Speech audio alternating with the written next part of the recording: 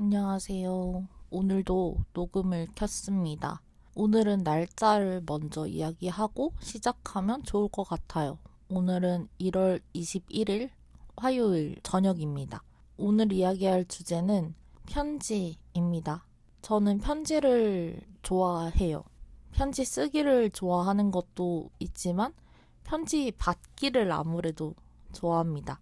편지에 대해서 이야기를 할 때 하고 싶었던 이야기가 제가 대학교에 다니던 시기에 소설 창작 수업을 들었을 때, 소설을 써야 하는데 어떤 소설을 쓸지 고민을 하다가 서간체로 된 소설을 써야지 하고 마음을 먹고 실제로 서간체 소설을 썼던 기억이 나요. 아마 그때 서간체 소설을 읽고 나서 그걸 쓰고 싶다고 생각을 했던 것 같아요. 서간체 소설은 너무 당연하게도 편지처럼 된 소설인데 그때 제가 서간체로 된 소설을 쓰고 싶다고 선생님께 말씀을 드렸더니 어려울 거다 이렇게 이야기를 해주셨어요. 아무래도 편지 형태로 된 소설은 서사를 잘 구성해야 하고 보통 말하는 전개 과정이 있죠. 발단, 전개, 위기, 절정, 결말 이걸 따르기가 어려울 거라고 그래서 쓰지 않기를 바란다. 더 공부를 하고 쓰면 좋겠다고 이야기를 해주셨는데 제가 무슨 생각에선지 서간체 소설을 결국 쓰기는 썼습니다.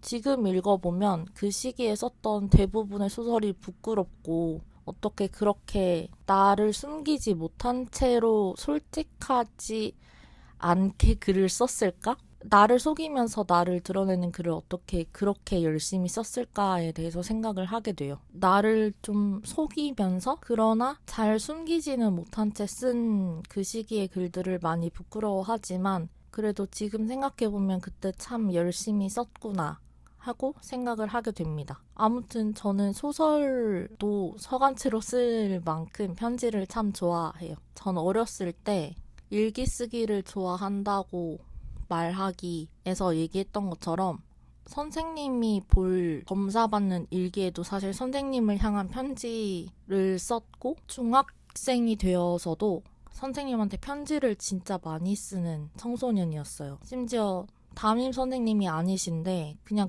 국어 수업이 좋았다는 이유로 같은 저의 반을 맡으신 적이 없는 그냥 국어 선생님에게 편지를 진짜 많이 썼고 엄청나게 시시콜콜한 이야기부터 되게 심각한 이야기까지 다양한 이야기를 써서 드렸던 기억이 납니다. 그게 저의 학교 다니던 시기의 취미이자 그 시기를 견딜 수 있는 어떤 힘이었던 것 같아요. 그래서 고등학생 때도 선생님에게 편지 쓰기를 이어서 합니다. 그때는 담임 선생님에게 주로 편지를 썼고 선생님은 그냥 편지를 잘 읽었다, 잘 받았다 이렇게만 답을 해주셨는데 저는 그것만으로 되게 힘이 됐던 것 같아요. 내가 누군가에게 편지를 쓸 수 있다라는 것만으로 되게 힘이 됐던 기억이 있습니다. 그러니까 내 편지를 누군가 받는다는 게 저한테는 힘이 됐던 거죠. 편지의 수신인, 저는 그런 사람들을 항상 열심히 따라가며 쫓아가며 살아온 것 같아요. 그래서 편지에 대해서 얘기를 하자면 친구들과 주고받은 편지에 대해서도 꼭 얘기를 할 수밖에 없는데 저는 작년 생일 파티 때 입장료는 아니죠. 입장 조건으로 편지를 써달라고 친구들에게 얘기를 했었어요. 그래서 친구들이 아주 짧은 쪽지부터 꽤 긴 편지까지 그렇게 생일 축하와 저에 대한 어떤 칭찬, 격려, 응원의 메시지를 남겨줬는데 그걸 여전히 참 기뻐하면서 제가 편지를 보관하는 책장이 있는데 그 책장을 뒤지면서 힘이 필요할 때마다 꺼내가면서 읽고 있습니다. 편지를 쓴다는 건 사실 그냥 조금 적당한 마음으로 쓰기에는 저한테는 참 어려운 일인 것 같아요. 그래서 제가 살면서 제일 많이 쓴 편지가 뭐냐, 어떤 형태냐라고 한다면 팬레터일 수도 있겠다는 생각이 듭니다. 저는 되게 많은 아이돌을 오랫동안 열심히 좋아해오고 있는데 그 아이돌에게 편지를 쓸 때면 내가 사용할 수 있는 나의 언어 선에서의 가장 아름답고 믿고 가장 큰 믿음이 담긴 말을 열심히 골똘히 되뇌면서 쓰게 되는 것 같다는 생각을 해요. 물론 친구들에게 쓸 때도 사실 그건 어느 정도의 팬레터의 형식을 따른다고 생각을 합니다. 저는 제 친구들의 엄청난 팬이기 때문에요. 그런 식으로 팬레터라는 걸 쓸 때면 나의 가장 순전한 마음을 꺼내서 그게 세공이 되어 있지 않다면 제일 잘 다듬어서 꺼내서 누가 봐도 잘 읽힐 수 있게 잘 전달되게끔 해야지 하는 그런 마음으로 쓰는 것 같아요. 나의 사랑이 어떻게 전달될지를 내가 잘 다듬을 수 있다는 것이 저한테 팬레터의 즐거운 점이기도 합니다. 아까 짧게 언급을 했는데 저한테는 편지 책장이 있습니다. 편지를 어떻게 보관할지 되게 고민을 많이 했어요. 예전에는 그냥 박스에 넣어뒀고 또 어느 시기에는 바인더에다가 다 파일에다가 넣어놓은 거죠. 그렇게 해놨는데 그렇게 해도 잘 안 읽게 되더라고요. 전 편지를 자주 보고 싶어서 박스에서 바인더로 바꾼 거였는데 생각보다 잘 펼쳐보게 되지 않아서 아예 작은 사이즈의 북엔드 형태의 책장에다가 옮겨뒀더니 그래도 잘 꺼내 있고 잘 보관하게 되었습니다. 편지를 어떻게 보관하는가도 저는 사람들에게 늘 궁금한 점이에요.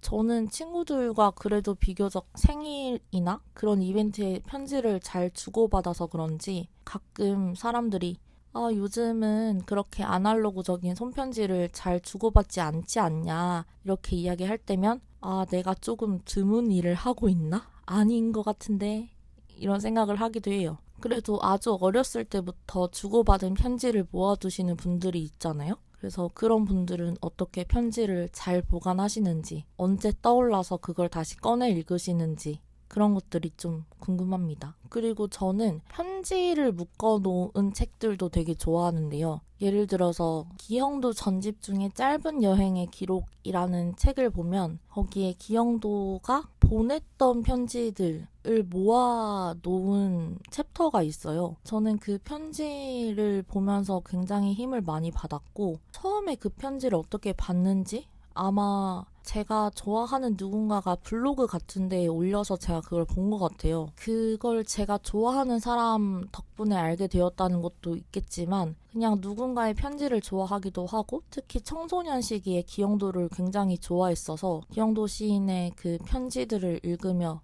이 다정한 마음 귀엽다, 참 애틋하다, 사랑스럽다 이렇게 느끼게 됐던 것 같습니다. 사람들이 편지라는 어떠한 물성을 통해서 어떻게 어떤 형태로 솔직해질 수 있는지를 보게 된다는 게 좀 저는 좋습니다. 아마 거기에 정말 내밀한 사랑이 담겨 있기 때문에 좋은 것이 아닐까 해요. 사실 이 녹음을 하는 것도 저에 대한 혹은 아주 미지의 여러분에 대한 편지라고 볼 수도 있겠습니다. 어떻게 이렇게 하루에 10분씩 시간을 내어 제가 녹음하고 있는지 잘 모르겠지만 일기랑은 또 다른 느낌인 것 같아요. 녹음을 할수록. 이건 일기가 아니고 나만 보기 위해 쓰는 나의 일기가 아니고 나를 향해서 쓰는 그리고 우리라고 부를 수도 있을 것 같은 사람들을 향해서 쓰는 일종의 기록적인 편지라는 느낌이 듭니다. 여러분도 이 편지가 마음에 드셨으면 좋겠습니다. 저는 꽤 마음에 들어요. 여러분들이 오늘의 편지를 어떻게 들어 읽으셨을지 잘 모르겠지만 그냥 저의 사랑만 줄줄 이야기해 보았어요. 저번에 일기 관련해서 녹음을 하고 끝나고 나니 생각나는 것들이 있더라고요. 아마 오늘도 편지에 대해서 녹음을 마치겠습니다 하고 나면 생각나는 것들이 있을 텐데 그건 또 생각나는 것들은 생각나는 대로 잊혀지는 것은 잊혀지는 대로 언젠가 다시 모아볼 날이 있기를 바라며 오늘 녹음 마치겠습니다. 날짜는 이미 이야기했고요. 널 보냅니다.